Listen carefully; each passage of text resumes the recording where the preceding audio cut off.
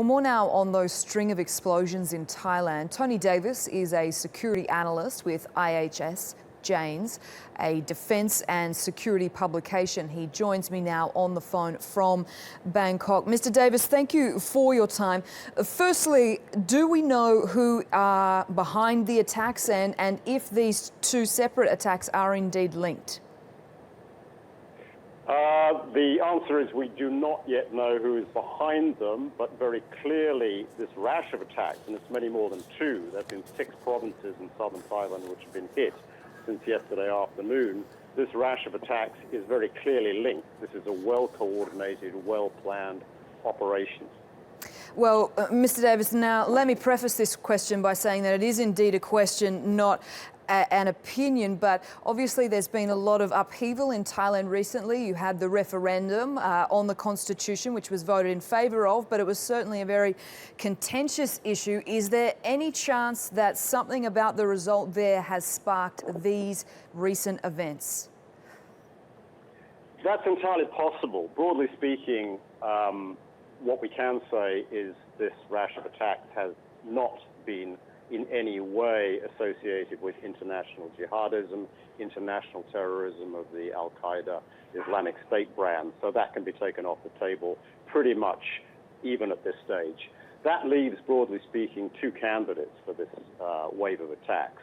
One would be southern separatist Malay insurgents who are based on the southern Thai border with Malaysia, and the other would be groups or a group in the mainstream Thai political arena who are sympathetic to the ousted Prime Minister Thaksin Shinawatra, who may have reacted extremely badly to the results of the referendum last week, which appeared to endorse military rule at least for the next year until elections and possibly even beyond that.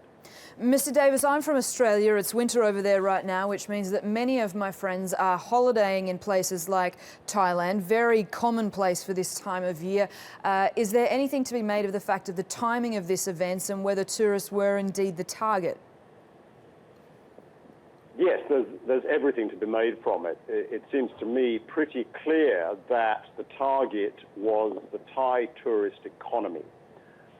And it's perhaps possible to draw a distinction between a mass casualty attack targeted on tourists and what we've seen, which is a rash of relatively small devices targeting tourist towns in the south. Phuket, as you mentioned, Hua Hin, also Phang, the sort of places where tourists are going to be going. So at this time of year, regardless as to whether the referendum of last week on the Constitution played into this or not, what we can say very clearly is that this wave of attacks has happened in the run-up to Thailand's high tourist season towards the end of the year. This is the time when people are going to be making bookings, and this is the time when it's going to have a very big impact indeed.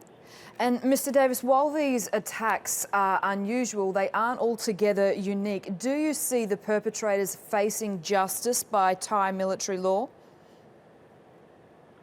Well, it's very difficult. We don't know what the Thai authorities already have on CCTV in terms of who might have done this in various places.